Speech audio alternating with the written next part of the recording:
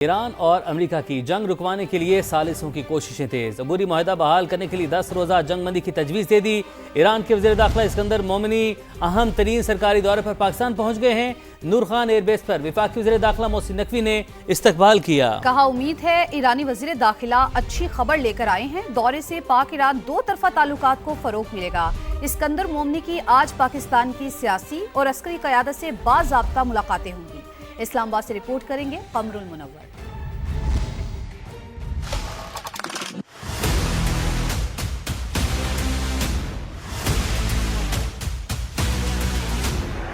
علاقائی کشیدگی میں کمی لانے اور امن و استحکام یقینی بنانے کے لیے پاکستان کی کوششیں جاری۔ ایرانی وزیر داخلہ اسکندر مومنی کی اعلیٰ سطح کے وفد کے ساتھ اسلام آباد آمد۔ نور خان ایئر بیس پر وفاقی وزیر داخلہ محسن نقوی کی جانب سے استقبال، جبکہ وزیر مملکت داخلہ طلال چودھری نے معزز مہمان کو پھول پیش کیے۔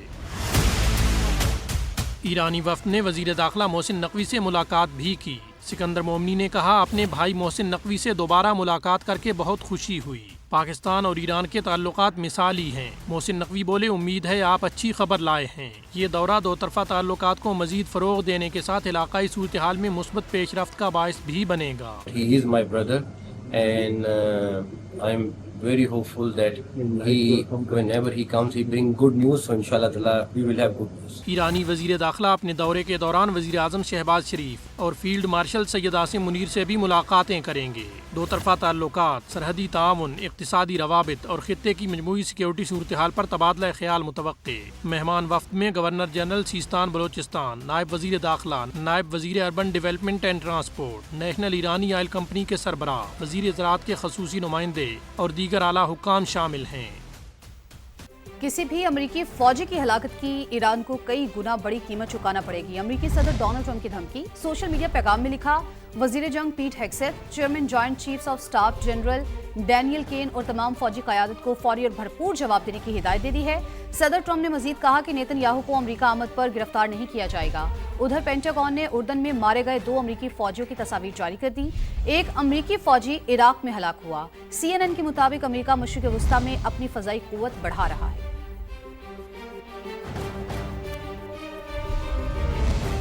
مشرق وسطی میں کشیدگی برقرار، اردن، بحرین اور کویت میں دھماکے، سائرن بج اٹھے۔ پاسداران انقلاب کا امریکی فوجی اڈوں کو نشانہ بنانے کا دعویٰ۔ بحرین کی سلمان بندرگاہ میں امریکی بحریے کے جہازوں پر میزائل داغے۔ کویت میں امریکی اسپیشل فورسز کے شیڈز بھی نشانہ بنے۔ اردن کے شاہ حسین بین الاقوامی ہوائی اڈے، اوکادا اور مغربی اردن میں امریکی اہداف کو نشانہ بنانے کا دعویٰ۔ ایرانی میڈیا کے مطابق امریکہ نے بھی وسطی ایران کے شہر خمین میں صنعتی مرکز پر حملہ کیا۔ دوسری جانب متحدہ عرب امارات کے قریب تجارتی جہاز پر پروجیکٹائل حملہ کیا گیا، کوئی جانی نقصان نہیں ہوا۔ امریکی سینٹ کام کے مطابق ایرانی بندرگاہوں کی ناکہ بندی جاری ہے۔ 20 جولائی تک 7 تجارتی جہازوں کا رخ موڑا گیا، ایک جہاز کو روک لیا گیا۔ ایرانی وزارت خارجہ نے بھی ثالثوں کی جانب سے کچھ تجاویز موصول ہونے کی تصدیق کر دی ہے۔ اسماعیل بقائی کہتے ہیں، امریکہ کے ساتھ طے پانے والی مفاہمتی یادداشت کے متن میں کسی قسم کا ابہام موجود نہیں، اس لیے واشنگٹن کے پاس اس معاہدے کی خلاف ورزی کا کوئی جواز نہیں۔ ایران ابتدا ہی سے یہ موقف اختیار کرتا آیا ہے کہ آبنۂ ہرمز کے مستقبل کے انتظام کی ذمہ داری ایران پر عائد ہوتی ہے اور اس معاملے پر سلطنت عمان سے مشاورت اور خطے کے دیگر ممالک کے ساتھ مذاکرات کے ذریعے پیش رفت کی جائے گی۔ ترجمان ایرانی وزارت خارجہ نے خبردار کیا، امریکہ نے اگر خاک جزیرے پر زمینی کارروائی کی تو اس کو سخت نتائج بھگتنا ہوں گے۔ نہ مہینہ نہ ہفتہ، ہر روز نئی قیمت ہوگی۔ تفصیلات کچھ دیر بعد۔ امریکی صدر کا برطانیہ کے نئے وزیراعظم اینڈی برنہم سے ٹیلی فونک رابطہ، عہدہ سنبھالنے پر مبارکباد دی۔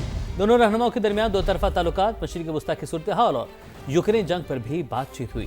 برطانوی وزیراعظم نے آبنۂ ہرمز میں جہازوں کی محفوظ آمد و رفت یقینی بنانے کا عزم کیا۔ صدر ٹرمپ کو مانچسٹر کے دورے کی دعوت بھی دی۔ دوسری جانب برطانوی وزیراعظم نے نئی کابینہ بھی تشکیل دے دی۔ ایڈمیلی وینڈ وزیر خارجہ، جان ہیلی وزیر خزانہ مقرر، شبانہ محمود وزیر داخلہ کے عہدے پر برقرار رہیں گی۔ یہ بھی جانیے کہ پیٹرولیم مصنوعات کی قیمتوں کا یومیہ تعین شروع ہو چکا ہے۔ ڈیزل کی قیمت میں 5 روپے 71 پیسے فی لیٹر اضافہ، ڈیزل کی نئی قیمت 360 روپے 6 پیسے فی لیٹر مقرر۔ پیٹرول کی قیمت میں 35 پیسے فی لیٹر کمی کی گئی ہے۔ پیٹرول کی نئی قیمت 315 रुपए 80 पैसे हो गई। नई कीमतों को नोटिफिकेशन 21 जुलाई तक के लिए किया गया है। पेट्रोलियम डिवीजन के मुताबिक नई कीमतों का तयन ओगरा की जानिब से किया गया है। दीगर खबरें शामिल करते हैं। आपको बताएं कराची के इलाके मंगू पीर में निजी हाउसिंग सोसाइटी से अगवा किए गए बच्चे को ठट्ठा के करीब से बाजियाब करवा लिया गया। कोई गिरफ्तारी अमल में ना आ सकी। असलम खान रिपोर्ट करेंगे।